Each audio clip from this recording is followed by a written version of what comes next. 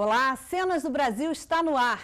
São inúmeras as formas que o brasileiro encontra para viver e fazer sua história neste país de tanta diversidade. A cada semana, uma cena dos muitos Brasis é vista e discutida aqui a partir de documentários, vídeos e reportagens. A população dos sem pátria e dos deslocados forçados em todo o mundo é estimada em mais de 43 milhões de pessoas. É dramática a situação dos refugiados, aqueles que tiveram que deixar suas casas por algum tipo de perseguição praticada por seus próprios países, seja política, racial ou étnica, ou tocados pela guerra. Para debater e fortalecer mecanismos de proteção e garantias a essas populações, foi realizada em dezembro, em Genebra, uma conferência internacional que marcou os 60 anos da Convenção de 1951, que criou o Estatuto dos Refugiados. O governo brasileiro participou do encontro. Hoje vivem no Brasil cerca de 4.500 refugiados de 77 nacionalidades, a maioria vinda de Angola e em seguida da Colômbia, República do Congo, Libéria e Iraque. Qual o balanço da Conferência de Genebra? Quais os desafios para proteger e melhorar a vida dessas pessoas, especialmente no momento de crise econômica mundial? Que papel o Brasil pode exercer? E qual a política nacional para os refugiados?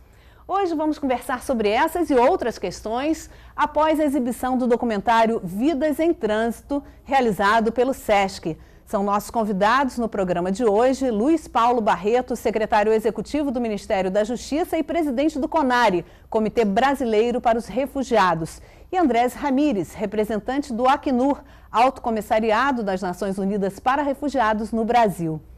Obrigada pela presença de vocês. Vamos então ao vídeo.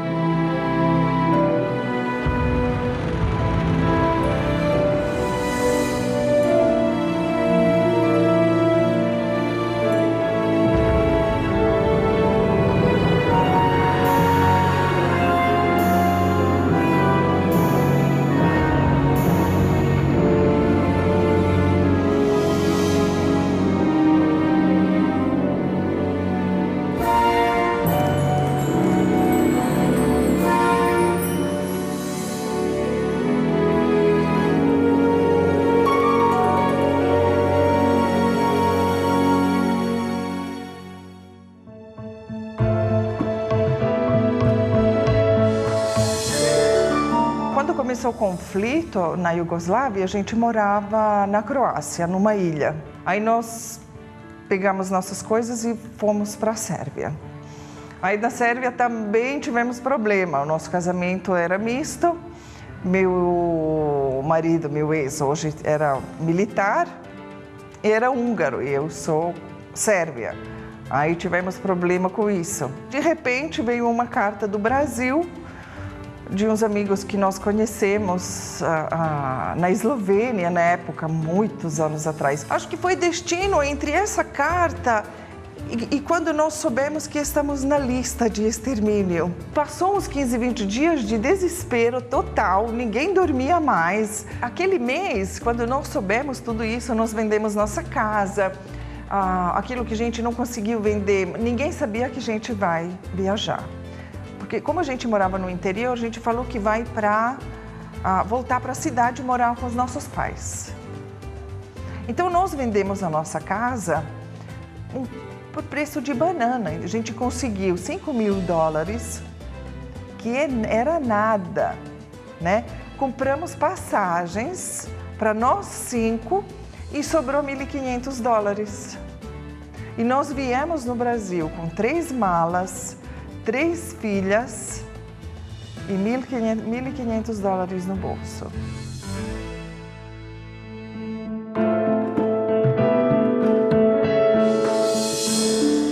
Eu nasci no Vietnã, em Saigon, agora é Ho Chi Minh Ville, no sul do Vietnã. Meu pai era uma grande comerciante. No regime comunista, quando o comunista ganhou no sul, né, confiscou bem do meu pai. Aí tem muita pressão em cima da família, porque como eles consideram meu pai como uma burguesa, né? Confiscou tudo bem do meu pai, foi tirar da escola também, foi mandado para campo de reeducação, na verdade um campo de concentração, trabalho forçado. Eu fugi na Altomar sozinha, sem família, sem ninguém. E depois na Altomar, a gente tem destino de sair do Vietnã, não tem destino para chegar. Fica 3, 4 dias na deriva lá na Altomar, já acabou como a comida, bebida, aguenta mais um dia só. E tinha uma sorte, cruzar a linha marítima, onde passou todo o navio, tem uma rota desse navio que passou, encontramos essa linha e foi salvado pela própria Petrobras.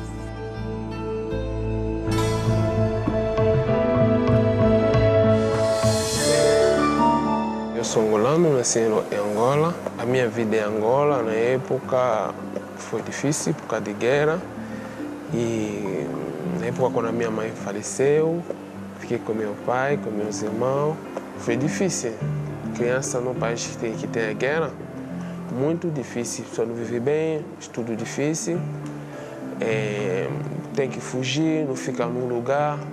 Eu tinha deixado a minha esposa, meus filhos e meu pai e meus irmãos, tudo estava desaparecido, não estava vendo ninguém. Até que vim pedir refúgio.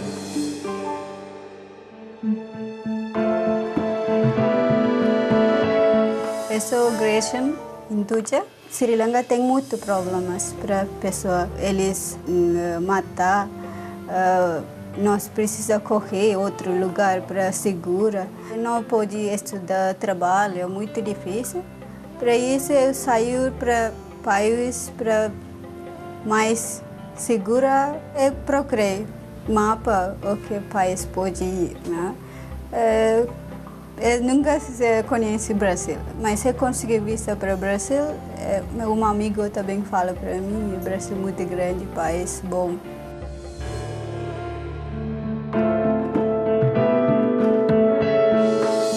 Eu sou Sam Ould Mohamed Hassan, nascido na Mauritânia, no capital da Mauritânia, que se chama Nouakchott. Os problemas mais de lá é problema de difícil arranjar trabalho, difícil estudar, tem alguns conflitos nas regiões do país, depende de tribos, de muitos problemas locais mesmo. Cheguei aqui no Brasil dia 10 de abril de 2005. Eu achei o Brasil uma escolha que eu gostei, não me arrependo, que eu tinha escolhido o Brasil mesmo.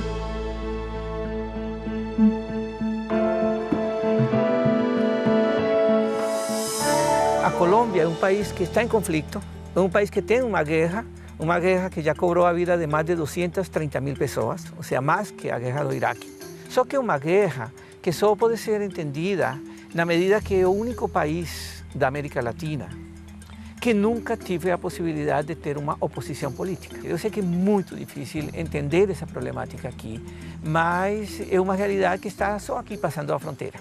Tem pessoas que estão refugiadas aqui no Brasil. Por quê? Porque de pronto formavam parte de uma associação de camponeses. Ele esteve em uma reunião em Peru com a Acnur e eles recomendaram para a gente sair. Um refugiado é alguém que é obrigado a deixar o seu país por razões de guerra, de perseguição política ou de perseguição ligada a outros aspectos de natureza, por exemplo, cultural ou religiosa. E nesse sentido, independentemente da gestão das políticas migratórias que os Estados têm o direito de exercer, é necessário que os Estados respeitem a lei internacional e mantenham as suas fronteiras abertas aos que têm necessidade de proteção internacional.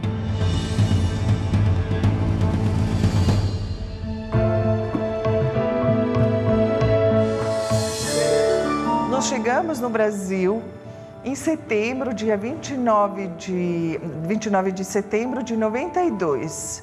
Era um dia frio, com aquela garoa que passa, vento que passa pelos ossos. E nós trouxemos só roupa de calor, porque lá na Embaixada Brasileira no Belgrado, a moça falou que não precisamos levar nada de frio. Nós tivemos só aquela roupa quentinha que estava no corpo. A gente tinha que ir na igreja para pegar a roupa de inverno. Chegou primeiro no Rio de Janeiro. A gente ficava na favela, porque não tinha acomodação da pessoa, o governo do Brasil não tinha preparação para nós também. Depois, a Acnur, Alto Comissário Refugiado, conseguia conectar com Caritas e alojar nós dentro da igreja, uma albergue igreja Cristério, lá no centro. Durante o dia, a gente sai da albergue e volta só tipo 5 horas da tarde, final do dia, e para dormir. Durante o dia, ficar vagando na rua, né? Eu era surdo, mudo e cego. Porque surdo não entendi nada português. Mudo não sei falar nada português. É cego porque não tem nenhuma orientação, nem comunidade, não tinha nem comunidade vietnamita. Porque diferente, vietnamita é diferente totalmente de chinês, totalmente de japonês, é tudo oriental, coreano, assim. A gente está perdido. Quando você pede refúgio, você se sente dor no coração. Se sente muito triste. Parece que a pessoa vive no mundo, não tem família, não tem ninguém. Porque você está aí pedindo uma coisa, assim, a pessoa que você não conhece, entendeu? Mas depois de tempo passa, você fica se acostumado. Eu vim primeiro, aí eu comecei a procurar um contato com alguma instituição, entidade com a que eu pudesse pedir alguma ajuda ou ficar como refugiada. Quando eu chego aqui, tem problemas. Primeiro, não sei língua, não conheço pessoas. Muito difícil, mas eu conheço Caritas, eles ajudam para mim. Muitas pessoas aqui não conhecem Sri Lanka. Quando eu falo, eles falam os indianos, eu falo perto de Índia, mas eu não. Indiano é outro país. Aqui é muito diferente cultura, né? Todo mundo beija, vai abraça, mas lá nós não tocamos outra pessoa. Homem não pode tocar mulher, mulher não pode tocar. Tem diferenças. Quando eu vi, para mim, muito chocado, o que é isso aqui? Da língua a gente não falava a língua portuguesa e a gente não tinha também como manter. Aí tive que pedir ajudas de Caritas, que encaminhou a gente também por SESC, que ajudou muito a gente no começo, principalmente parte de alimentação, porque a gente quase nos primeiros meses aqui jantava e almoçava direto aqui no SESC, contando que tive uma aula de português aqui também que eu frequentei aqui no SESC. Em 1995 nós fomos procurados pelo então cardeal de São Paulo, Dom Paulo Evaristo Arnes, que veio fazer uma reunião com o nosso presidente Abraham Scheiman, presidente do SESC e do SENAC, com o objetivo exatamente de conversar sobre a possibilidade das entidades se envolverem no atendimento dos refugiados que vivem em São Paulo. O SESC prontamente organizou um serviço de atendimento para alguns objetivos muito claros, mas na perspectiva, sobretudo, de colaborar com a cidade de São Paulo, com a sociedade paulista, no acolhimento dessas pessoas que vêm numa situação tão especial, tão aflitiva, que são as vidas dos refugiados pelo mundo afora, né?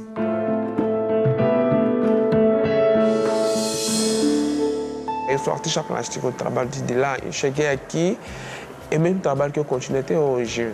O SESC me deu muita oportunidade, eu já fiz várias exposições, entendeu? Eu tenho um quadro bem grande no SESC Calmas, que fala sobre as mulheres africanas, as nossas mamães cada dia, como se movimenta, nossas frutas, vendendo fubá, como motivo de vestir, motivo de sorrir, o jeito de sentar, o jeito de viver cada dia na feira. Eu pinto da minha cultura, porque a minha cultura sempre está na minha veia. Tem uma parte dessa questão legal que eu acho que é muito boa. Então, a coisa de foi aceito, na hora os documentos são entregues, você tem a carteira de trabalho, essas coisas funcionam. Só que o passo seguinte não funciona. Então, por exemplo, você não pode participar em um concurso público porque não nasceu no Brasil, nem é residente no Brasil. E as prefeituras, os estados e a mesma União não têm feito nada para movimentar essas possibilidades. Então, simplesmente você não preencheu os requisitos, fica de fora. O pessoal me falou do Senai, fui lá, fiz o curso de modelagem, eles gostaram do meu trabalho, fiquei funcionária do Senai quase 10 anos. Eu tinha 20 anos perdido, não tinha qualificação. Depois falaram, não adianta chorar, tem que fazer uma coisa, porque não adianta, vai piorar cada vez. Aí eu comecei a bater na porta das escolinhas de profissional, das coisas é SESC, Senai, Senac também. Eu comecei a ver esses cursinhos. Aí frequentava também aquele SESC de Carmo. E quando eu frequentava a SESC, eu adoro, porque tem muita diversidade também. As pessoas são mais abertas com essa diversidade, com essa diferença de raça, tal coisas. Mesmo faz tudo enrolado, mas as pessoas, eu senti muito bem acolhido as pessoas lá. A questão fundamental é garantir a integração harmoniosa na sociedade brasileira. Isso não pode ser feito por uma agência internacional e não pode ser feito apenas pelo governo. Isso tem que passar por um envolvimento muito forte da sociedade civil. E por isso as parcerias com as organizações não governamentais, o papel liderante da Caritas, mas há outras organizações não governamentais que atuam neste domínio, é absolutamente vital. Uma coisa interessante que eu acho que foi bom, saudável para nossas filhas mais velhas, foi participar. Nós morávamos em Santa Cecília, então tinha perto o Sesc Consolação. Aí elas se enturmaram. Iam a jogar basquete e fizeram parte de uma turminha que quando a gente perde todo e tem que recuperar toda a sua identidade, suas amizades, tudo, elas conseguiram, sabe, sentir conseguir fazer laços, que isso é super importante.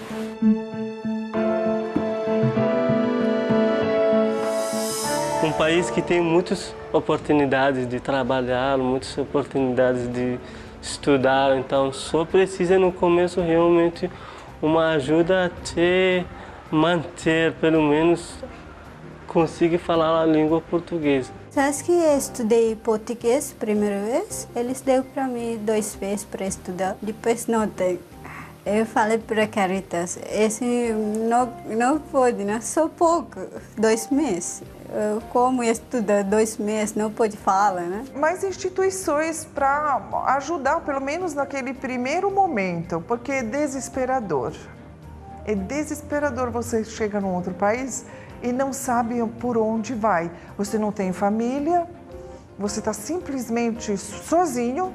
Eu acho que empresários deveriam se interessar um pouquinho mais. Não quero dizer que tem que dar o trabalho de mão beijada. Também no refugiado também tem que ter estudo, tem que se profissionalizar, tem que correr atrás. Existe esse processo de busca de uma sociedade mais solidária de um lado e, por outro lado, existe grandes questões de rejeição cultural, rejeição do ponto de vista das diversas etnias pelo mundo afora. Esse é um esforço que o SESC faz na perspectiva, sobretudo, de mostrar um modelo para a sociedade em colaboração com a Caritas, com a Acnur e com todos os organismos envolvidos nessa questão. Eu era pessoa excluída da sociedade, foi Brasil me incluiu de novo, foi SESC que me acolheu de novo, sabe? Foi incluído de volta para a sociedade. Eu acho que eu tenho grande gratidão com o Brasil, né? O Brasil para mim é mãe, porque eu cheguei, me recebeu, coração aberto, me ajudou. Eu vivo aqui normalmente com meus filhos, para mim é bênção, para mim.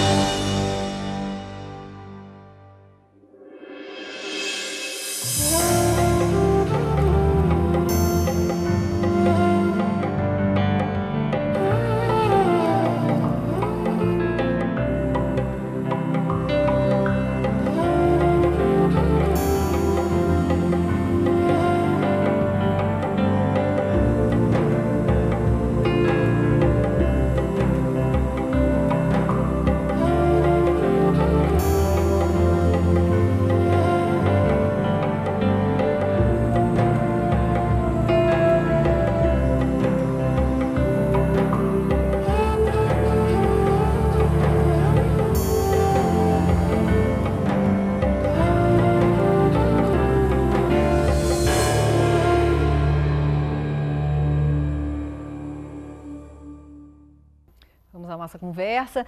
Secretário, nós vimos aí no vídeo depoimentos do sofrimento das pessoas ao deixarem seus países, falando do choque cultural, né, ao chegar ao Brasil, choque de culturas, dificuldades, né, para se adaptar, para se qualificar, para trabalhar.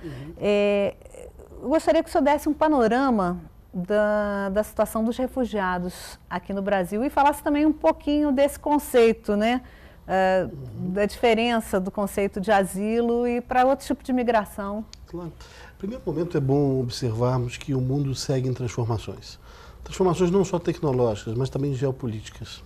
E as transformações muitas vezes acabam por ocorrer de maneira conturbada, provocando uma perseguição, um sofrimento ou guerras que atingem parte dessa população, em geral partes mais vulneráveis.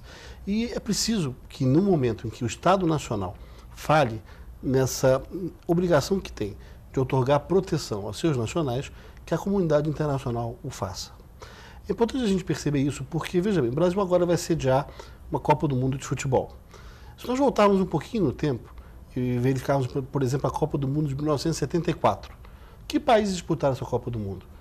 É curioso perceber isso. É Alemanha Oriental, Alemanha Ocidental, Zaire, Iugoslávia e União das Repúblicas Socialistas Soviéticas. Nenhum desses países mais existe. Todos foram transformados, fundidos, ou se dissolveram, enfim. A transformação global continua. No momento atual, por exemplo, com a Primavera Árabe. Essas transformações políticas continuam acontecendo no mundo como um todo e gerando, muitas vezes, perseguição, gerando, muitas vezes, situações de guerra. E é obrigação da comunidade internacional, desde o ano de 51, pós-Segunda Guerra Mundial, quando houve uma convenção em Genebra, a Convenção de 51, onde hoje 174 países signatários se comprometeram a outorgar proteção internacional quando um Estado nacional falha nessa tarefa de outorgar essa proteção. Esse vínculo da nacionalidade, que é o vínculo jurídico-político entre um Estado e um país, ele se exerce através do direito da cidadania. E isso falha numa situação de conturbação de uma ordem política ou social. Então, nesse momento, a obrigação que a comunidade internacional tem é de outorgar a esses indivíduos a proteção do refúgio. Receber no território, proteger, dar algum tipo de documentação e permitir que eles aguardem o fim do conflito para retornar a seus países. Esse é o grande desafio que o mundo hoje ainda continua a conviver com ele. Todos os dias situações longe do Brasil, algumas como essa da Primavera Árabe, outras muito próximas. No caso da Colômbia, tem acontecido, gerando fluxo de pessoas refugiadas. Como você mesma disse na abertura, 43 milhões de pessoas hoje vivem numa situação como essa. E se a comunidade internacional não outorgar essa proteção, o que fazer com essas pessoas? Por isso é que o Brasil defende essa obrigação internacional e vem tentando cumprir o seu papel, no sentido de outorgar proteção àquelas pessoas que buscam o nosso território com uma forma de proteger suas vidas, suas liberdades, suas integridades físicas e podendo ali ter essa proteção internacional outorgada pelo Brasil. O Brasil segue esse projeto de maneira tripartite, ou seja, faz um trabalho com as Nações Unidas e com a sociedade civil, desde a chegada dessa pessoa ao nosso território, a outorga da documentação. Cáritas foi muito citado, Cáritas foi muito citado. Cáritas é uma organização da Igreja Católica, da Arquidiocese, que já trabalhava com refugiados brasileiros, na época do nosso regime militar. Depois, a Cáritas passou a se dedicar também a auxiliar na proteção dos refugiados estrangeiros. E hoje trabalha nesse convênio, nessa parceria conosco, outorgando essa proteção a esses indivíduos. No primeiro momento, eles precisam sim de proteção. Coisas muito reais são essas, ou seja, a sensação de desamparo. Nada é pior do que isso. Que você vê o seu sistema social, o seu sistema político, a sua pátria falhar na sua proteção. Isso provoca dores muito fortes, provoca traumas muito grandes. E ao chegar num outro país, se ele sofre qualquer outro tipo de perseguição, isso é muito cruel, até mesmo fatal. Tem um acolhimento e tem a dificuldade concreta financeira também. As pessoas chegam numa situação muito difícil, né? Em geral, perdem tudo, né? Perdem a casa, perdem o emprego, perdem os laços sociais, perdem famílias e conseguem, às vezes, sair com a roupa do corpo. É comum isso acontecer. Então, na chegada, é importante algum tipo de proteção, o documento que permita trabalhar, caminhar também com as próprias pernas, e em geral eles reagem bem. Em pouco tempo já estão trabalhando, estão conseguindo se autossustentar. Andrés, eu gostaria que você desse um panorama internacional sobre a situação dos refugiados hoje, os desafios. Acho que o Dr. Luiz Paulo já tem feito uma muito boa introdução, também a nível internacional. Eu gostaria de dizer que a gente acabou de organizar uma conferência internacional em Genebra por causa de ter já o 60º aniversário do Acnur, da Convenção de 1951, e o 50º aniversário da Convenção de Apatridia de 1961. Essa foi uma conferência internacional muito importante. Acho que, Luiz Paulo, você esteve lá, você acho que vai poder dar muitos elementos e detalhes importantes para a gente aqui. Mas eu sim gostaria de dizer que essa conferência é a conferência mais importante que o Acnur já organizou na história de 60 anos do Acnur.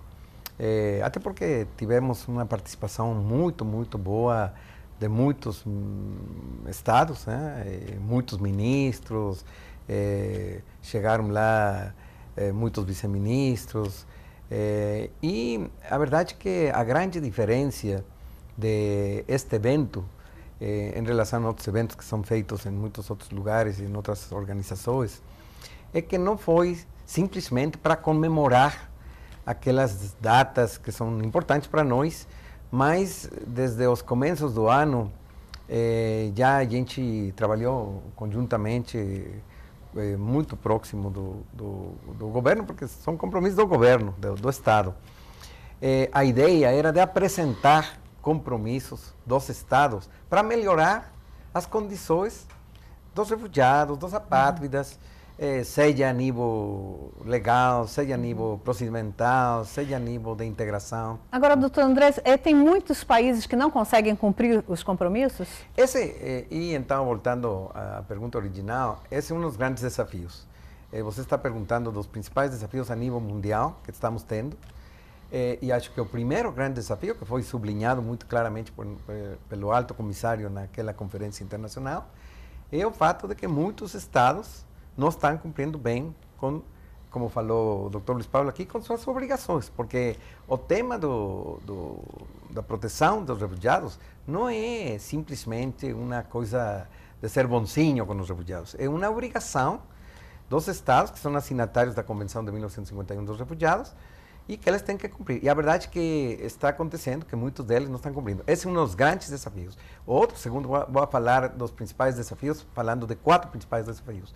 O segundo desafio, que eu acho que é importante de sublinhar, é o fato de que a grande maioria dos refugiados, a verdade é que 80% dos refugiados do mundo estão nos países em desenvolvimento, que são os países mais pobres do mundo. Não estão nos países mais desenvolvidos.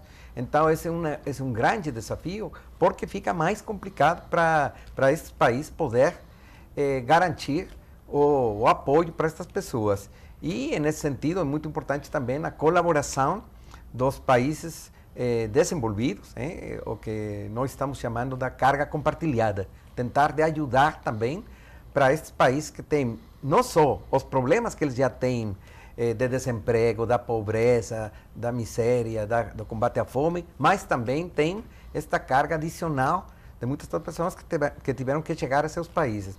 Um terceiro desafio é que temos já no mundo muitas situações que já têm um deslocamento forçado prolongado. Por exemplo, a guerra de Iraque começou o 20 de março do ano 2003. Já são 8 anos. 8 anos dessa guerra. É até por isso que temos lá na Jordânia e na Síria uma quantidade de refugiados muito grande. E as pessoas não têm como voltar, porque as condições não estão ainda bem em seu país de origem para eles voltar em condições de dignidade. Seguras e dignas, condições seguras e dignidade. E temos o caso de Afeganistão, que é uma guerra que começou em outubro do ano 2001, já são 10 anos, e ainda a guerra continua, ainda temos muitos problemas, e as pessoas não tem como voltar. De Paquistão, que é o lugar do mundo que temos quase 1,9 milhões de refugiados, e o Irã, que temos 1,1 milhões de refugiados. São os países que têm mais refugiados do mundo. Então, esse é um terceiro desafio. E o quarto desafio, que foi muito bem destacado pelo Dr. Luiz Paulo aqui, temos a crise. A crise financeira, temos também a crise também alimentar. Que agora os países desenvolvidos têm essa questão, não podemos então, tudo isso fazer nada nesse momento. São fatores de complicação. Na verdade, há uma distinção entre o refugiado e o imigrante comum. Os países têm direito a controlar suas fronteiras, têm direito a dizer quem entra ou quem não entra em seus países. Esse é o sistema de vistos. Então, se eu quero emigrar para um país, eu tenho que pedir uma autorização que é feita através de um visto. Esse visto me é concedido para turismo, para trabalho ou para residência definitiva. No caso do refúgio, não. No caso do refúgio, há uma convenção específica que diz que há uma obrigação dos países em receber essas pessoas. Por quê? Porque elas estão fugindo de uma guerra, estão fugindo de uma situação de perseguição religiosa, racial, e se não forem protegidas, vão morrer naquela fronteira ou naquele país. Então, essa obrigação, se ela falha, a comunidade internacional falha junto. E alguns países, parece que muitas vezes colocam responsabilidade nas Nações Unidas como se ela fosse responsável pelo tema. E o Brasil tem dito, olha, as Nações Unidas não tem território. Elas têm uma responsabilidade sobre o tema na condução política do assunto, na condução técnica do assunto, mas a responsabilidade objetiva de outorgar a proteção é dos países. Nós temos que fazer isso.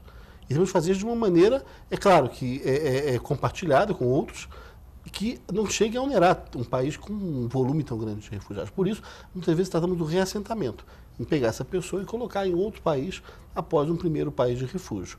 O Brasil, por exemplo, nesse momento, recebe vários refugiados reassentados, que eram colombianos, que foram para o Equador. No Equador ainda estavam numa situação perigosa, ou uma situação ainda instável, e depois foram reassentados no nosso país. O mais importante é que globalizar a solidariedade. Eu acho que esse é o ponto também. O mundo globalizou os bens, globalizou, quer dizer, os investimentos, o capital, e na hora de globalizar a solidariedade parece que é uma dificuldade maior de alguns países. E isso é que foi destacado, de que 80% dos refugiados estão em países mais pobres, ou em desenvolvimento, mostra que pelo menos a comunidade internacional precisa discutir esse assunto. E esse foi o objetivo dessa reunião em Genebra. Esse tema foi discutido à exaustão pelos países, houve intervenção de cada um, de 174 países que estavam presentes naquela ocasião, e o Acnur muito buscando isso, a reafirmação do compromisso de proteger refugiados, a discussão do caso dos apátridas, que muitas vezes também são esquecidos no mundo como um todo, nessa transformação de países que há. Muitas vezes a pessoa fica sem nacionalidade do dia para a noite. É como ela disse, ela é iugoslava. A Iugoslávia se desfaz, ela é sérvia, ela é croata, ela é de Montenegro, e às vezes, quando não é de nenhum desses países recebe. O que fazer com o indivíduo numa situação como essa? Ou seja, de deixar a própria sorte, em pleno século XXI, não parece ser o melhor caminho. Por isso, estabelecer uma rede internacional de proteção é o maior desafio que os países têm a enfrentar, com a condução das Nações Unidas, que tem essa preparação para tanto. Agora, antes de fazermos um balanço mesmo da conferência, dos debates, das resoluções, o senhor falou aí, voltou a falar do conceito aí de refúgio e da diferença, né, de outros tipos de imigração. No caso, por exemplo, o Brasil, a gente ouve, tem 15 mil angolanos e talvez se estima 5 mil ilegais, né? Esses são migrações que não tem nada a ver mais com a guerra, né? Para ser refugiado, ele tem que ter um fundado temor de perseguição. Em razão de quê? Em razão de raça, nacionalidade, grupo social, opinião política ou violação grave de direitos humanos. Guerra, por exemplo. Então, quando ele está vitimizado por qualquer uma dessas características, ele tem direito a ter essa proteção internacional do refúgio. Mas há um imigrante comum, que migra para melhorar de vida, por questões financeiras, econômicas, por questão cultural.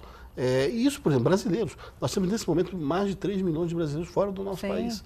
Que foram buscar oportunidades, muitos estão voltando agora com o crescimento econômico, com a crise mundial. Esse é um fluxo normal que acontece no mundo como um todo. Agora, por exemplo, a situação dos haitianos. Estão vindo muitos haitianos aqui para o Brasil pedindo refúgio. Mas desastre natural é um motivo? Não, ainda não. Pois como é que é essa situação dos haitianos hoje? Você quer comentar também, André?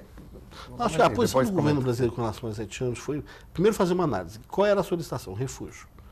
Por quê? Por que você saiu do seu país? Houve perseguição? Não. Houve a guerra? Não, não mais. Por que você saiu? Não, porque eu ouvi falar que tinha oportunidade de trabalho no Brasil. Tem uma moeda mais forte, tem uma usina sendo construída em Belo Monte que vai gerar muitos empregos. E o Brasil tem uma força de paz no Haiti, o que nos aproximou nos últimos anos da vida brasileira. E essas argumentações são legítimas, mas não constituem causa para refúgio. Então, o que fez o governo brasileiro, pelo CONARE? Disse, olha, não são refugiados, nós não podemos, pela definição da Convenção Internacional e da lei brasileira, classificá-los como tal. Então, vamos outorgar um outro tipo de visto.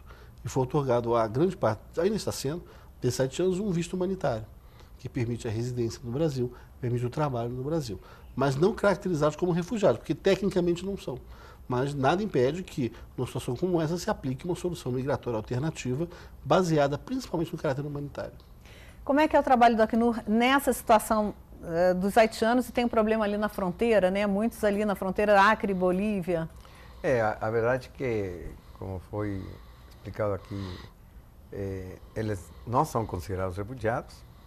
O Acnur tem a mesma ideia. Nós fazemos parte do CONARE. O tema foi discutido muito lá em CONARE.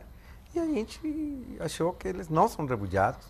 E como não são refugiados, nós não temos como pensar não temos mandato para pessoas que não são refugiados. Vamos falando claramente.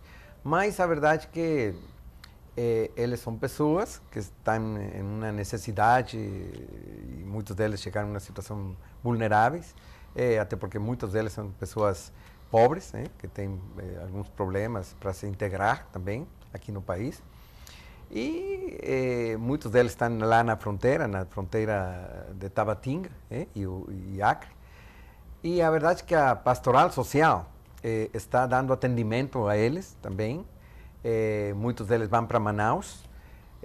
Nós, aos começos, quando eles chegaram, estivemos dando um apoio inicial. Mas agora, mais que nada, estamos trabalhando no sentido de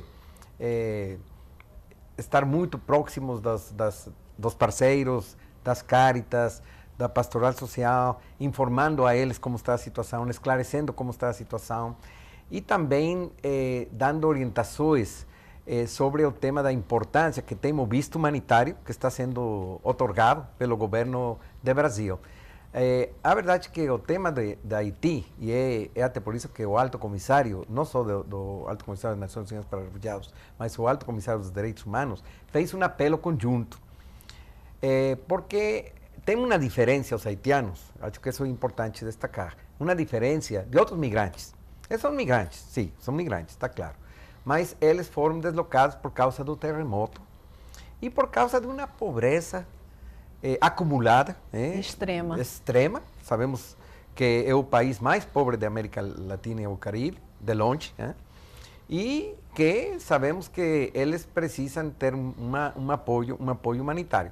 Essa é um pouco uma diferença que eles têm tido.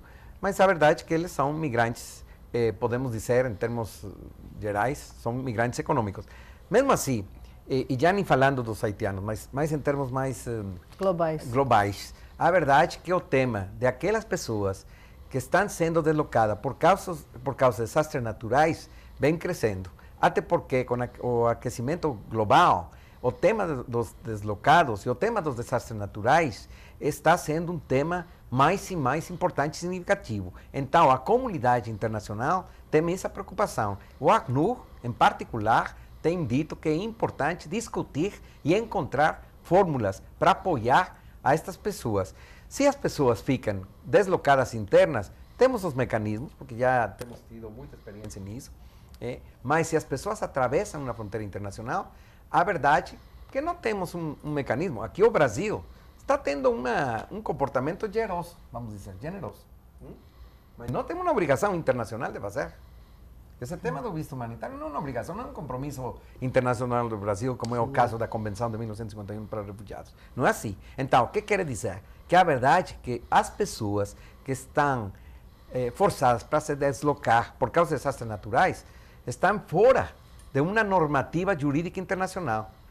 E isso é um tema importante que tem que ser discutido pela comunidade internacional. E foi muito discutido em Genebra. Vamos, no próximo bloco, fazer o balanço da conferência e falar também da política nacional para os refugiados. Vamos agora a um rápido intervalo e nós voltamos já já.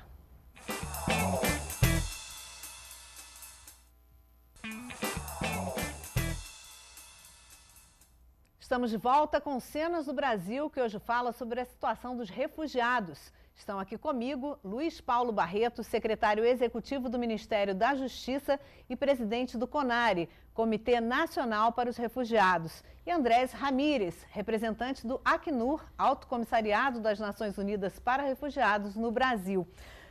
Vamos então fazer um balanço, doutor Luiz Paulo, da Conferência de Genebra.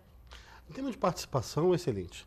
174 países, grande parte deles representados por ministros dessa área de direitos humanos ou da área que trata da proteção dos estrangeiros e dos refugiados. E um desafio muito grande, discutir exatamente que avanço nós podemos ter nessa proteção internacional de hoje. Primeiro ponto, seguir o que está previsto na Convenção. Ou seja, não bater as portas, não fechar as fronteiras para aquelas pessoas que são efetivamente refugiados. E isso não tem sido fácil. Não tem sido fácil. Segundo ponto, se seria o caso de estendermos a Convenção de 51, que fala de guerra, de perseguição, para casos de desastres naturais também. Porque, na verdade, a obrigação moral de proteção acaba sendo a mesma. Se a pessoa é obrigada a sair de um país por causa de um tsunami, por causa de um terremoto, por causa de uma seca absurdamente prolongada, tudo isso também motiva na comunidade internacional uma obrigação de proteção. Senão, vamos deixar essas pessoas, esse país, à míngua. Isso, efetivamente, não está na Carta das Nações Unidas, que embasa todos os princípios dos direitos do homem. Direitos humanos como um todo. Então esse tema também foi muito discutido. Será que é o caso? A decisão geral foi, vamos discutir o assunto. Vamos seguir avaliando o assunto, de que maneira, se por meio da Convenção de 51 ampliada ou por meio de um novo instrumento internacional, os países vão discutir a proteção a ser dada àquelas vítimas de desastres naturais.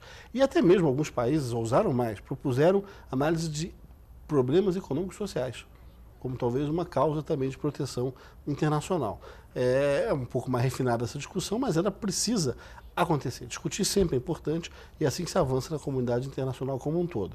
Isso foi bem recebido pelos países, a possibilidade de discussão de uma ampliação de proteção maior. Depois, outro problema também posto na conferência, na convenção como um todo de Genebra, foi a questão dos apátridas. Existe convenção internacional de 1984. Muito poucos países aderiram a essa convenção. Pouquíssimos países aderiram a essa convenção. E essa convenção também dispõe sobre a obrigação dos países jurídica de proteger pessoas que são apátridas. Durante o evento, 5 países assinaram a convenção, motivados pelas discussões, etc. Mas a ONU também estava conclamando os países a assinarem mais número. Mas por que tão pouca adesão? Porque, enfim, a questão dos refugiados passa mais visível. Porque, em geral, está vinculado a um sofrimento direto provocado por uma guerra, por uma situação de catástrofe maior. A situação da pátria é uma situação mais vinculada ao campo jurídico, desse vínculo da nacionalidade, que muitas vezes passa despercebida. Não sensibiliza tanto. Não sensibiliza tanto, mas deveria passar, porque essa transformação de país é que provoca, muitas vezes, o apátrida, a situação de apatridia, que é uma situação péssima em termos de proteção jurídica internacional. Por isso é que o Acnur, o alto comissário Antônio Guterres, ele chamou os países e falou, precisamos aderir à convenção e, mais do que isso, aplicar leis internas protegendo os apátridas. O Brasil está fazendo isso. O Ministério da Justiça está redigindo uma lei nova, que deve ser encaminhada ao Congresso Nacional no início do ano que vem, disciplinando a Convenção dos Apátridas dentro do nosso território. Agora, doutor Luiz Paulo, o Brasil foi cobrado também, né, durante a conferência, por um número não muito grande de refugiados. Como é que o senhor avalia isso? Não, o Brasil não foi cobrado por esse número. Não. Na verdade, alguns veículos de comunicação publicaram isso. Por que o número de refugiados no Brasil ainda não é tão alto? São 5.400 refugiados. Esse número é grande? Não é. População de 200 milhões de habitantes, um número tão pequeno. Mas é porque esse número é espontâneo. Toda pessoa que chega ao Brasil e quer solicitar refúgio tem direito de fazer isso. Mas nós estamos um pouco longe dos focos de conflito. E o refugiado, em geral, é aquela pessoa que tem, ou está desvalido, ou ele está numa situação de drama social tão grande que ele não consegue empreender uma viagem intercontinental para buscar proteção no Brasil. A classificação mais comum do refugiado é aquele que sai do país pela fronteira. Sai a pé, sai ali de veículos, mas sai num momento de desespero. E como essas crises estão longe territorialmente do Brasil, a língua é diferente, o país não está envolvido em conflitos, a tendência do número de refugiados não ser grande. Isso é normal. Mas veja que o número de nacionalidades, 77, num contingente de 4.500 pessoas, é relevantíssimo. Isso mostra que o Brasil pode receber refugiados de qualquer parte do mundo. Pode vir um refugiado religioso do Irã, pode vir um refugiado étnico da Somália, pode vir um refugiado, enfim, político de Cuba. Qualquer tipo de refugiado, hoje o Brasil pode receber, pode integrar, porque como somos um país multiétnico, o brasileiro recebe bem. integra bem o refugiado. Ou receber reassentados. Como reassentados de outras origens. Então, o Brasil tem uma importância estratégica muito grande para a ONU. E o número de refugiados, sendo pequeno ou grande, não é o que mais importa nessa política. De qualquer maneira, a tendência do Brasil é ampliar, já que vai fazer uma lei sobre os apátridas. Ainda que qualitativamente. Sim. Doutor Andrés, e como é que o senhor avalia a política no Brasil para os refugiados? Não, acho que a política do Brasil tem sido muito bem reconhecida pelo Acnur. Até porque o Brasil foi, como dizer, não sei a palavra, pioneiro, a palavra, pioneiro, ter uma lei muito avançada já no ano 1997. Que a verdade é que essa lei foi um modelo que depois foi seguida por muitos outros estados aqui na região. Acho que o que está acontecendo agora, que nesta reunião internacional que acabou de acontecer lá em Genebra, o fato que o Brasil também apresentou este novo compromisso que acabou de explicar o Dr. Luiz Paulo, que achamos que também poderia ser um bom modelo para os países da região, para eles também encontrar como fazer para determinar a condição de apatridia. Além disso, o Brasil tem tido uma muito boa prática, nesse sentido que as duas convenções da apatridia são assinadas pelo Brasil. Esse número de países muito pequeno, que o Dr. Luiz Paulo falou, que são assinatários das convenções da apatridia, não é o caso do Brasil, porque o Brasil é assinatário das duas convenções. Já um bom exemplo para a comunidade internacional. Nesse sentido, acho que as práticas do Brasil são muito boas, tanto para os refugiados como para os apátridas. Desde logo, sempre estamos falando, conversando naquele espírito tripartite, dentro do CONAR, em reuniões com o Estado brasileiro, com a sociedade civil, para melhorar, porque sempre a gente tem como melhorar. Mas as práticas são muito boas e muito bem reconhecidas pelo Acnur. E o Brasil tem um bom acolhimento, como o Dr. Luiz Paulo falou, né? Quando a gente vê o crescimento da xenofobia em muitos países, né? É que essa pergunta é uma pergunta que muitas vezes as pessoas perguntam isso. Por que não tem tantos refugiados no Brasil? Mas é verdade que o tema geopolítico e geográfico é fundamental. Temos, por exemplo, o caso do Equador. Equador é um país muito pequeno. A verdade é que o Equador é um país mais ou menos do tamanho do estado de São Paulo e tem 13 milhões de população. Mas tem 54 mil refugiados reconhecidos. Por quê? Porque estão muito próximos da Colômbia. Estão em fronteira com o Putumayo e Nariño, que têm sido estados de muito conflito da Colômbia. O Brasil, que também tem uma fronteira de 1.650 quilômetros com a Colômbia, é a Amazônia que está do outro lado, e que tem uma densidade de população muito baixa e que está a selva.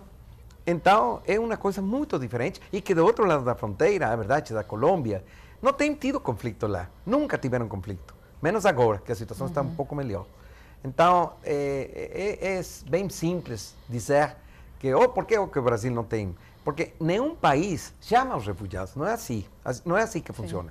Paquistão, por exemplo, não é que o Paquistão quer ter quase 2 milhões de refugiados. O que acontece é que estão bem ao lado do Afeganistão. O mesmo acontece com a Irã. Doutor Luiz Paulo, o que são as diretrizes da nossa política nacional para os refugiados? Como é que é o trabalho do CONAR? Bom, primeiro, a política brasileira é uma política de abertura, ou seja, receber os refugiados que procuram o nosso território e que necessitam realmente de proteção internacional. Esse é o ponto. Como funciona o CONAR? O CONAR tem duas competências. A primeira competência é de dizer quem é refugiado. Então, é o CONAR que decide, que outorga o refúgio para um solicitante. E o CONAR também tem a competência de conduzir a política brasileira de refúgio, sempre de maneira tripartite: governo, sociedade civil e Nações Unidas. Tentamos dar a esse refugiado uma proteção inicial. A Caritas ajuda, a ONU ajuda, é dada uma aula de português, é dada alguma assistência médica ou psicológica quando ele chega a um país, é dada assistência de integração, o emprego, a carteira de trabalho. O governo brasileiro outorga um documento de identidade que permite essa pessoa residir no Brasil, outorga uma carteira de trabalho e, diferentemente do que foi dito, que não pode outorgar acesso a concurso público, porque esses são direitos políticos inerentes aos brasileiros. Mas os direitos civis, eles têm todos. Quais são os direitos civis? é o direito civil de abrir uma conta bancária, de receber uma assistência social do governo, é o direito de frequentar a escola pública, o hospital público, enfim, são os direitos que também o Brasil estende aos refugiados que nos procuram.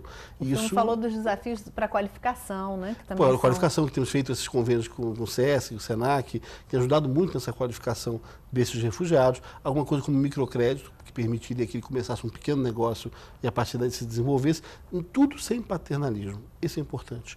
Não existe uma figura de refugiado VIP. E isso não é bom para a integração. O que nós queremos é otorgar proteção jurídica e permitir que ele, com as próprias pernas, vá se integrando à sociedade brasileira. Isso aconteceu em toda a nossa história com os imigrantes, que chegavam do Japão, da Europa, da África, da Ásia, que foram se integrando com o passar do tempo. Então, a nossa ideia é permitir que esse refugiado, com seu esforço, reconstrua a sua vida. Com a ajuda inicial, isso é mais fácil. Isso é possível acontecer. Mas o mais importante é que ele está protegido.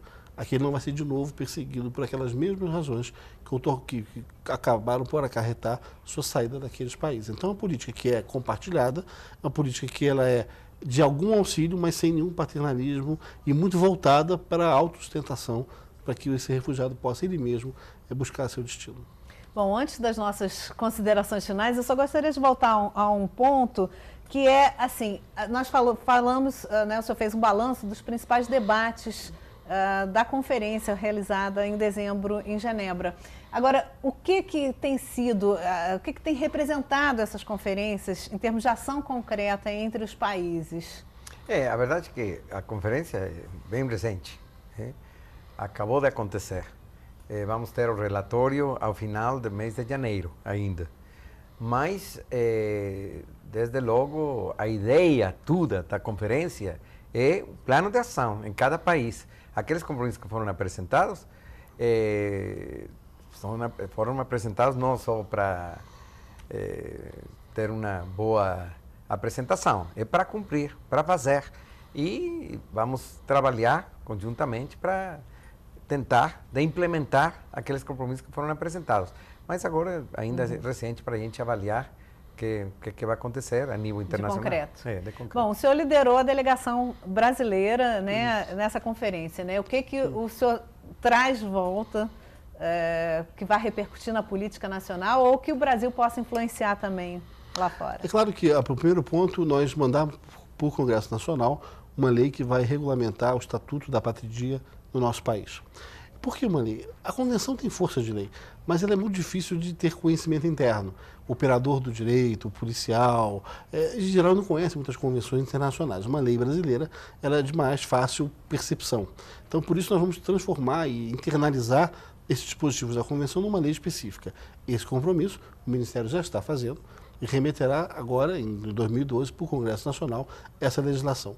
O outro compromisso é continuarmos buscando uma política solidária regional. Esse eu acho que também é um desafio.